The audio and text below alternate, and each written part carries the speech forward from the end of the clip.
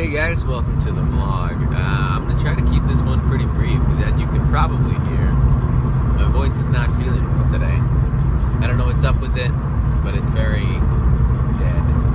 So, try to keep this video pretty short. If you want to know what happened yesterday, go watch yesterday's video. That's the review of yesterday. Goals for today, I'm not sure yet. I got to see how my shoulders are feeling. I'm going to try to do some chin-ups, push-ups, and sit-ups. We'll just have to see how that goes.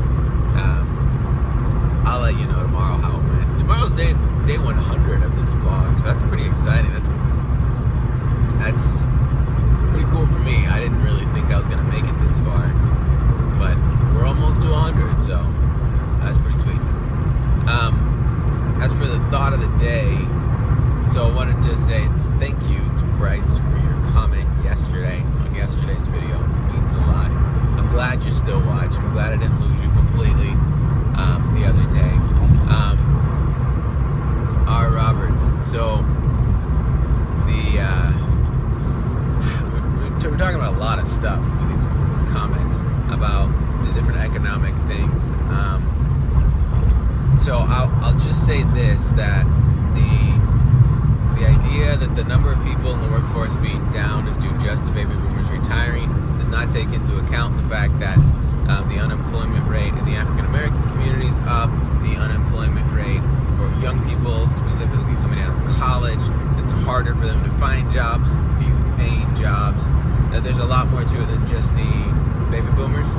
I know people have tried to write it off as that, but then there's also all these stories about baby boomers having to go back to work because they don't have enough for retirement, or their retirements got decimated by the market crash in 2008. So I don't buy that. I really don't. I know it's an explanation that's been put forward, but I don't think that really actually explains anything. I think it's a part of it. That's not all of it. Additionally, the idea that demanding that employers provide health insurance for their employees just means that the employers are just going to make a little bit less profit, and then that's okay, and that's pro-employee. That makes sense for Google and Facebook and Apple and these companies, but even then, if you look at American Airlines, all the airlines that went bankrupt, the automobile companies that went bankrupt, they went bankrupt because they promised too many things to their employees that they couldn't actually financially afford to provide, and they ended up cutting a ton of it for their employees because they went bankrupt to protect themselves from those costs. So this idea that they'll just cut the profits a little bit and they'll just keep going, that's not really how it works. That's not how it works for my brother-in-law's window washing company. He's not making millions and millions of dollars. That's not how it works. He's not making stupid amounts of profit all the time. That's not the margins that these businesses are working with. They truly can't afford to do it. They can't afford to offer those that insurance. They can't do it.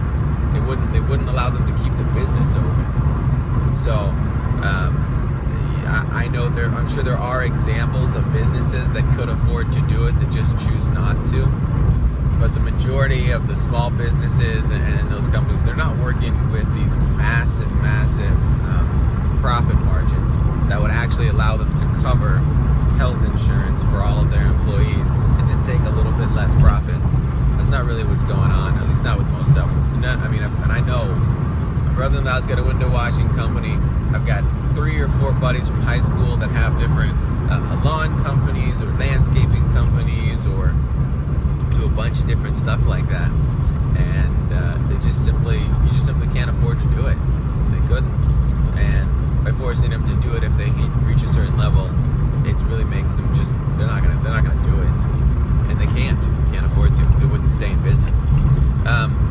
As far as the batteries, we're talking about as far as the batteries being green and you can just recycle batteries. Well, you can recycle some of the components, and the goal is to get 100% recycled, but that's not really what's happening right now. I know that's one of the goals put forward, but we're about to have such a massive influx of even more batteries and massive batteries that the idea that they're all just going to be recycled, I'll believe that when I see it, but that also doesn't take into account that there are that the way that you mine these precious metals, the actual mining of those is not clean. It's not particularly clean, especially in a lot of these other third world countries where it's happening. A lot of these different places where they're getting these precious metals from, these precious stones, whatever. It's not green. It's not clean.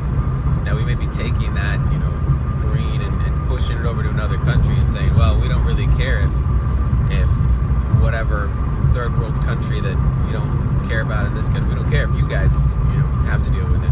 But to say that it's actually, it's not a clean way to go all around, because the actual mining isn't particularly clean. Now maybe it will be. Obviously, that's the goal going forward, is you would like to see that. And technology will continue to advance. And like I said, I hope that all of this turns into a super clean, great way to do all of this, energy. But it's just not there yet. And that's really where I continue to say, that's why I think there's a lot of politics involved. I don't know if that's all the stuff we were talking about. Maybe it's not. But I did want to end with this thought. It goes back to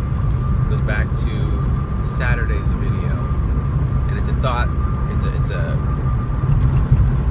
is a saying that I read in a book about relationships, and it goes back to the reason why I deleted the first video that I posted, and I'll explain it. So the saying is, you can be right but wrong at the top of your lungs. Meaning that even if what you're saying is true, which even what I said, I believe that the substance of what I was saying was true. The way you deliver something can completely negate the truth or the validity or the power of what you said. Because based on how you said it, it can really ruin your argument or your conversation. And that's something that I never want to do. And that's the reason why I moved that video. So just a thought that I wish more people thought about and considered, and it's a thought that I will continue to try and use as a check for myself when I am having these discussions. Alright, this video went longer than I was hoping since my voice is tired. I apologize if it was harder to hear me today. That's all I got. But anyway, I will see you guys tomorrow on day 100.